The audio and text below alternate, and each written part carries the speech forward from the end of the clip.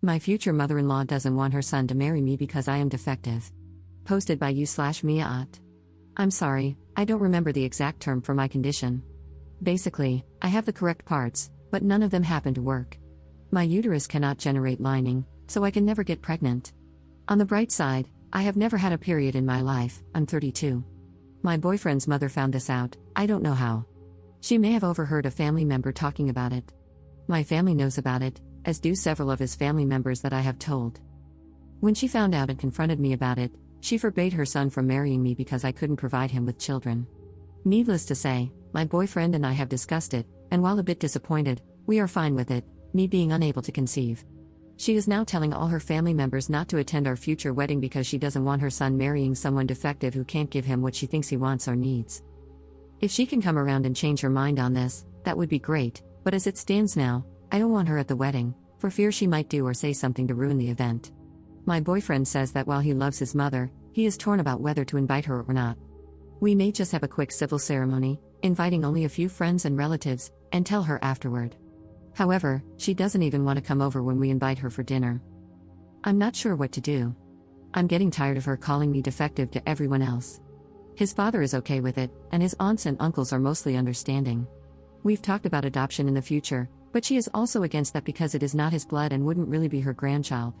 Just ranting here, thanks for reading. Update 2 days later. I received 2 text messages today before tonight's confrontation, one good, one bad. The good one was from my future father-in-law, who said he's appalled by his wife's actions, that he loves me like the daughter he never had, and that he thinks his son is fortunate to have found me. The second was from his aunt, who essentially said the same thing but added that her sister, my future mother-in-law, spoke to her about the whole situation, asked her not to attend the wedding, and then made a comment about why I even have breasts since it's not like I'm going to use them for anything. I am so nervous about tonight. My boyfriend has asked me not to come because he thinks my being there will make things worse, so after work, I'm going to stay home, order a pizza, curl up on the couch, and watch TV while petting the cat. That last part is not a euphemism, I get a lot of comfort from playing with and petting my cat. Second update 2 days later. If you read my previous post on the matter, I can't have children. My soon-to-be mother-in-law didn't like that and did everything she could to sabotage our future wedding, telling people not to attend and calling me defective. My future, no longer, husband and his father were supposed to sit down with her on Tuesday night to try to talk sense into her. Well, she won. I don't know what happened or what was said, but my boyfriend came home, and we got into a big fight. Despite what we had discussed before, he now said that he wanted kids, and if I couldn't provide them, the wedding was off. I basically said, "That sounds like your mother, not you," and he replied, "I can speak for myself." It escalated into a shouting match, and I quickly packed a bag and went to my parents' house for the evening. I called in sick to work the next day and just stared at the ceiling. We first met when I was 9, 23 years ago. Our relationship grew from friendship to something romantic. We dated through high school, went to college together, and moved in together after graduation. I've never dated or been with anyone else, and as far as I know, neither has he. We waited so long to get married because it wasn't important to us as long as we were together. That changed when my dad was diagnosed with a terminal illness, and he expressed his wish to walk me down the aisle, I'm his only daughter, before he became too ill to do so. On Monday, I'll be giving 2 months' notice at work to give them time to find and train my replacement, then I'll move back to Germany. I didn't mention before that my dad is German and my mom is American. They originally met when she went there for work. I was born there and lived there during my early years. I still have friends and family there. My friend, whom I mentioned before and who had volunteered to be a surrogate, has offered to let me stay in her spare room with her family until I get settled on my own. I'm sorry, no happy ending here. The evil mother-in-law won and got me out of her son's life. Technically, she got me out of the country. I know I could move elsewhere in town or even in the state, but I don't want to be alone here. There are too many memories, and I have a strong support network, friends and family, overseas, so that's where I'm going. I've been picked on so many times for so many things over the years, from my height to my accent when I first moved here, which is gone now. I sound like any other Midwestern girl, to other things, but this one hurts the most. I was able to handle the other situations by telling myself, that's who I am. If they don't like it, that's their problem. I'm sure in a few years, I'll feel that way about this situation too, but it's too soon right now. Thank you for reading and for your kind words of support. I'm sorry if this seems incoherent, I'm just ranting and crying, so it's hard to keep a decent train of thought. Third update same day. First of all, thank you all for your support and kind comments. 2 weird things happened today. one of which I'm extremely embarrassed about, and the other I thought was just strange. First, during my lunch hour, I had to run to the grocery store to pick up some things for my mom for dinner tonight. At the grocery store, who should I happen to run into but she who once could have been my mother-in-law. I don't know what to call her, so I'll just refer to her as Barbie. As I was walking down an aisle, Barbie suddenly appeared at the other end. We made brief eye contact before she immediately turned and bolted out of there. I guess she had nothing to say. The second thing was that my dad came with me to the house to help me pack up my things. He's already agreed to act as my representative when the house is sold to ensure I get my fair share. While we were there, he stood in the corner, glaring at my ex the whole time. Then my ex had this brilliant idea to ask for one last time right in front of my father. I guess I kind of snapped. I grabbed my sweater, you can guess what part of me was right under it, and said, "You are never going to see these, much less touch them, play with them, or anything else." He turned red and walked out the door. After he left, my dad went from giving my ex a "you hurt my daughter, you're lucky to be alive" look to bursting out in laughter once the door closed. He then said, "I can't believe you just did that," to which I replied, "Neither can I." We then went home for dinner with my mom. Halfway through, my mom asked, "What does Vanessa's husband do again?" Vanessa is the girl I'm moving in with in Germany. I just lost it. It was a perfectly innocent question, but I let it all out in big, braying sobs. After a while, my dad came over and carried me upstairs to bed, just like he used to do when I was 5. That's where I'm typing this now on my laptop. I told him to let mom know that she did nothing wrong, I just needed to let it all out, and unfortunately for her, that was the moment. A lady at work has already volunteered to take my cat, and my dad will store things like my tennis trophies, yearbooks, and photos upstairs at his house. He said that even though I may not want those photos now, perhaps in 5 years or so, I'll want them, so he's going to keep them until I'm ready to take them back. Thanks again for all your kind words and support. Fourth update 1 day later. Well, I gave notice at work today, experienced some more weirdness, and am now lying in bed with my laptop. First, while at lunch today, a dozen roses arrived with a note that simply said, "I'm sorry." No more, no less, but I recognized the handwriting. I asked my coworker if she would like them to give to her little daughter at home, and when she said, "No, I know why you got them, and I don't feel right taking them," into the trash they went with the note. I was going to wait until Monday to give notice, but the gossip factory had been running full-time over the last couple of days. So, I went and told my boss that I'm leaving, but I'll stay to help train a replacement. My last day is, ironically, Valentine's Day. What the hell, I've got nothing else to do that day. I'll spend 2 weeks after that here saying goodbye to people, going to a few of my favorite places in town, and then, on February 29th, my parents are going to drive me to Chicago, about 4 hours away. I leave for Munich on March 1st. My friend Vanessa lives in Munich, so I'll stay at her place for a few days while I try to figure out where to go and what to do. My hometown is about a 2.5-hour drive away, and I still have family there, so I'll decide between now and then where to base myself. It's a small town, maybe about 40,000, I'm not sure of the exact number, but it does have a castle and a large tin soldier museum. I don't know if I'll stay in Munich, more opportunities, head up there and try to find something, or go somewhere else in Germany, like Hamburg or Berlin. I also went to the realtor who's selling the house and had to sign a bunch of papers giving my father authority to make any decisions regarding the sale. The lady said, "No problem, I have a lot of experience with divorcing couples," and all I thought was, I was never even married. I came home, and we had dinner. Then my mother and I sat down, and she braided my hair. It has always been our thing to do this for mommy-daughter time. We did it for the big it's not just for peen talk, when I was first diagnosed with my condition, before the state tennis tournament, when I went away to college, basically, big moments. I think this counts as one of those. Then my ex's best friend called, said he heard what happened, said it was pretty crappy, he used stronger language, but there might be children reading this, and wanted me to come over for an evening with his family before I left. I was more friends with his wife than him, but I'll go anyway. Again, I can't thank this community enough for their support and kind words. Sorry if I branch into irrelevant topics at times, but I just type as I think, and this is all going faster than I thought. Last week, I thought I might have to start planning for a wedding, and now, I'm planning on leaving the country and starting my life over. My mother also suggested we go to the zoo in Chicago on my last day in America. I went there when we first moved to America, and she thinks it would make the perfect bookend to my whole 23-year stay in America. It seems like just yesterday when we moved into a new house, and a nice boy and his mother came over, brought us a basket of cookies, and welcomed us to the neighborhood while I was out front keeping my dog away from the movers. Times, and people, sure do change. Fifth update 6 days later. Warning, there is an act of violence in this post, and I'm still shaken by it. No, the main incident wasn't directed at me, depending on how you define violence. My ex came over to my parents' house tonight and said he wanted to talk. I have a good idea of what he hoped would happen, but it definitely didn't. We had a brief conversation in which he said he was sorry, and I told him I was moving back home to Germany soon. He started to tear up, and so did I. I take responsibility for giving him the opening that led to what happened next. We were both crying, and we started hugging. While we were hugging, I didn't notice one of his hands moving down my back to my rear until he got a good handful and squeezed it. As soon as it registered in my brain what he was doing, I stepped back and unleashed a slap. I slapped him across the face with such force that my hand still stings. He staggered back, and I pointed to the door, yelling, "Get out." Though I may have added some stronger language. He looked shocked, hung his head, and walked out the door. After I heard him get in his car, start it, and drive off, I broke down in tears. My father, who had been waiting and listening outside the room the entire time, he later explained he was standing by in case I needed backup, came into the room to find me crying. He gave me a big hug, and my mother came downstairs and fixed us all something to drink. A few minutes later, my phone rang.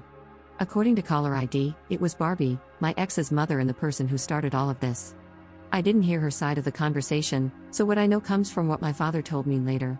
She essentially threatened to call the cops on me for assaulting her son. My father calmly responded that it was justifiable self-defense since my ex had attacked me first, the rear grab, and that we had cameras to prove everything to the police if needed. We don't, but she didn't need to know that. She hung up, and I haven't seen a cop since, so I don't know if she was bluffing or if my dad's threat scared her off. I'll admit that I miss the physical side of my relationship with my ex. He was my first and only for many things: first date, first kiss, first intimate partner, and so on. But none of that outweighs the hurt he and his mother have caused me. I would rather remain celibate for life than let him touch me again. I shouldn't have let him hug me in the first place, but it was a moment of weakness.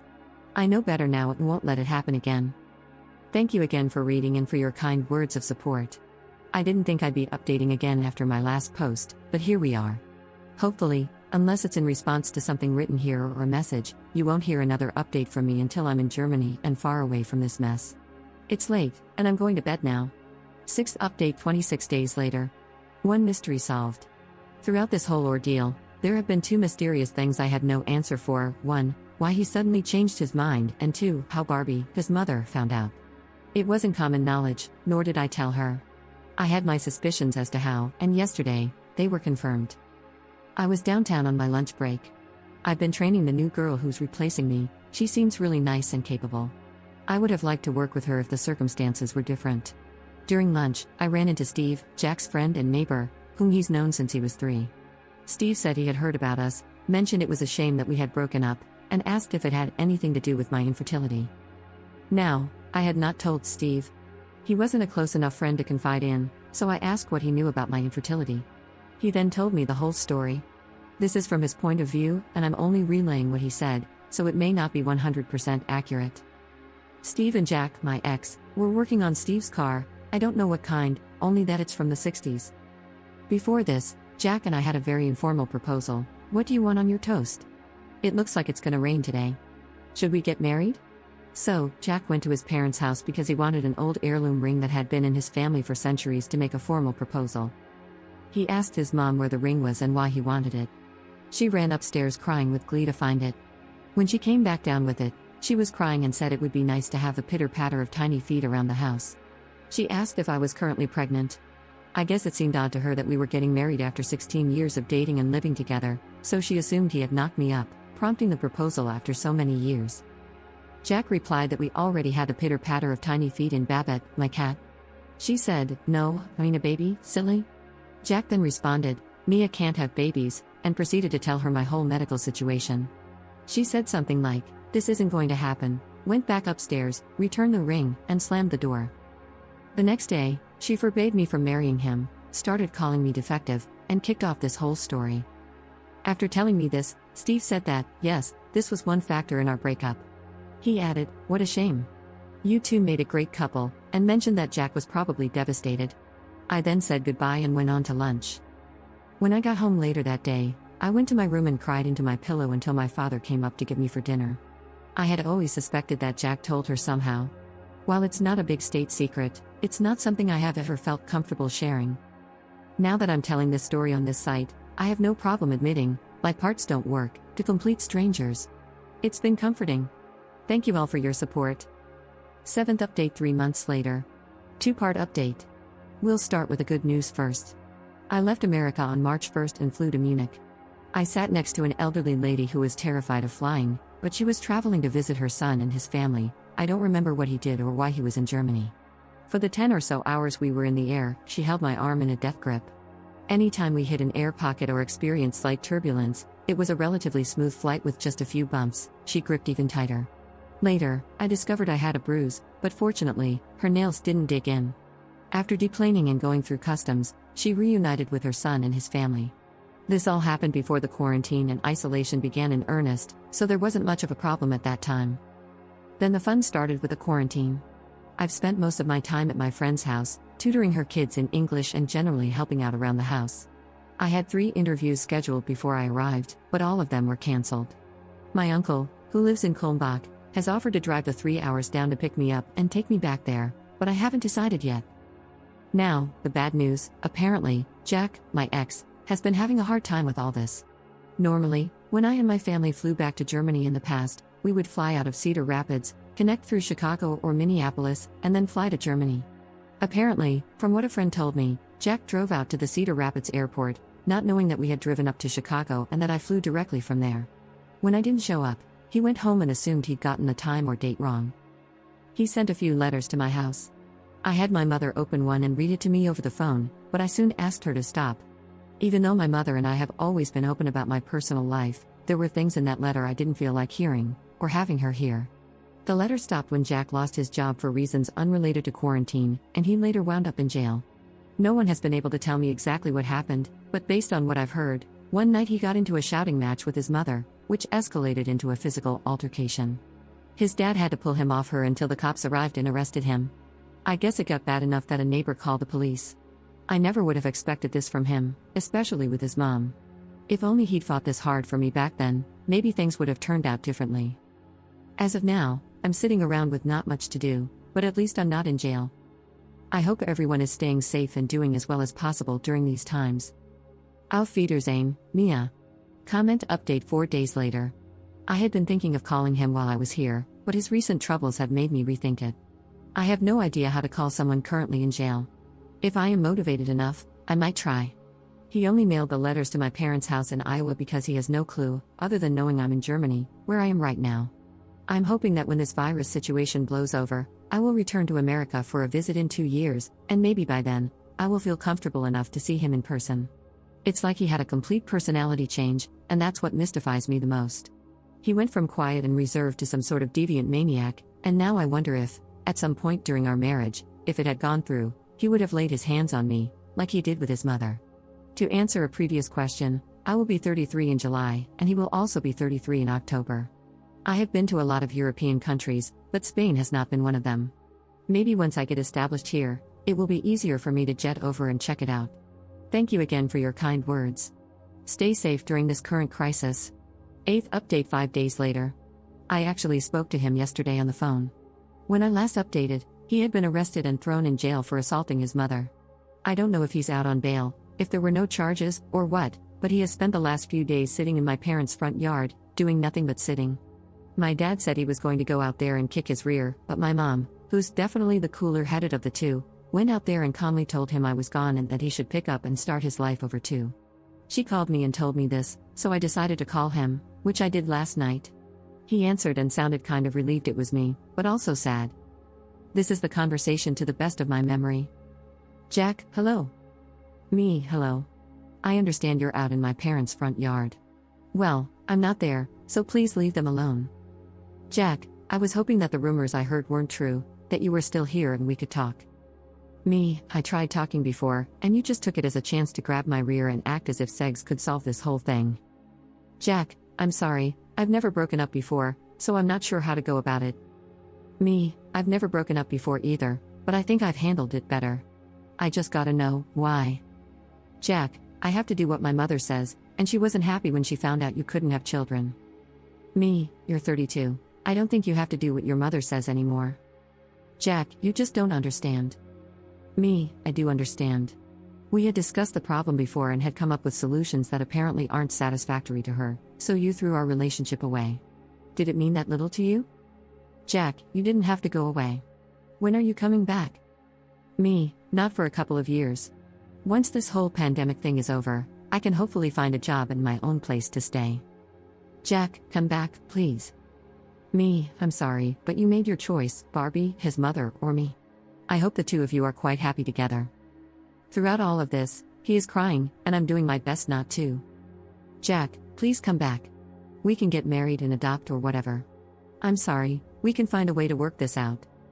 Me, I told you there were always alternatives, but you threw those away along with me. Plus, Barbie's going around calling me defective, and she won't accept us adopting. How does that change? Jack, you're not defective. I'm sorry, but I can't control what she thinks. Me, no, but you support what she thinks. You've known this about me since we were 16. Suddenly it's an issue. Jack, I don't like her calling you defective. In case you hadn't heard, I just spent time in jail for defending you. Me, maybe if you had done that when this all started, I'd still be there. I think that broke him, because he kept quietly whispering sorry over and over and then hung up. I just laid on the bed and quietly cried until Victoria, my friend's oldest child, knocked quietly and told me it was time for dinner. Sorry for the formatting, still trying to get used to how Reddit works. Also, sorry if I came across as a beach in this, but when someone throws away a relationship that goes back to childhood, I can be a bit upset. Hope everyone is staying safe through this whole pandemic thing, and hopefully, when it's all over, I can get on with my life here in Germany. 9th update 3 weeks later. Warning, there is talk of sewer slide in this story, not about me, but someone else hinting at it. So, I moved out of my friend Vanessa's this weekend. Her family was incredibly kind to take me in, but when we first planned this, it was before the virus, and I thought I'd have my own place and a job and everything. My uncle said he would drive down and pick me up, and I felt better taking his offer than continuing to stay there. So, he came down on Saturday, spent the night with some friends of his, and we drove back up to Kulmbach on Sunday. I'm currently staying with him and his wife, typing this out before bed. It's weird being here, given that I was born here and lived my first 9 years here, but even when I've visited on vacation in the past, it never felt as strange as it does now. I don't know if it's the deserted feeling of the town or my current personal situation, but it just doesn't feel right. Anyway, that's enough miscellaneous rambling. I'm just trying to avoid typing the real part of this story, if you couldn't tell. Friday night, Jack, my ex, called me. I still had the same phone and account back in Iowa, so when it rang with his distinct ringtone, it caught me by surprise. I picked it up and said, "What do you want?" Which I know was a bit rude, and I apologized to him as soon as he said, "I just wanted to see how you were doing and say hi." So, we proceeded to have a pleasant conversation until I heard screeching and "Is that her?" Followed by him saying, "I'm talking, leave me alone." Then she, Barbie, his mother, who started all this, got on and said, "Leave my son alone. Haven't you done enough damage?" To which I simply responded by hanging up. She must have gotten his phone and tried calling me a few more times, none of which I answered. When I checked the voicemails later, she was ranting about how I ruined his life. She said he had lost his job, which we knew was going to happen anyway last year when the owner of his company announced his retirement, and that he was selling off the assets, but he gave 1 year's notice and even helped some employees find work elsewhere. She claimed he had lost his house. We sold our house after our breakup, had been caught drinking in public. Apparently, he bought a few bottles, went near the lake, drank in the park, and got busted by the police. I heard this from another friend earlier, and had attacked her. I've mentioned this before, but I secretly hoped he would have decked her good before his dad intervened. She even got to use her favorite word, defective, saying that if she'd known 16 years ago that I was defective, she would have gotten her son a nice, normal girl to be with. She also mentioned that Jack had talked about sewer slide recently, saying there's no point in going on. I tried calling back, but every time, she picked up the phone and resumed screaming, so I gave up and just wrote him a letter. I sent it to my parents to deliver to his house, figuring Barbie would intercept it if I sent it directly. I told him that I still loved him and wanted him to do well in life and move on, but that it was over between us. So, here I am, 5,000 miles away, civilization shut down, living with my aunt and uncle, and just waiting for the chance to put my life back together. Thanks for reading, and sorry about any formatting errors. I think I'll put my laptop away now and go to sleep.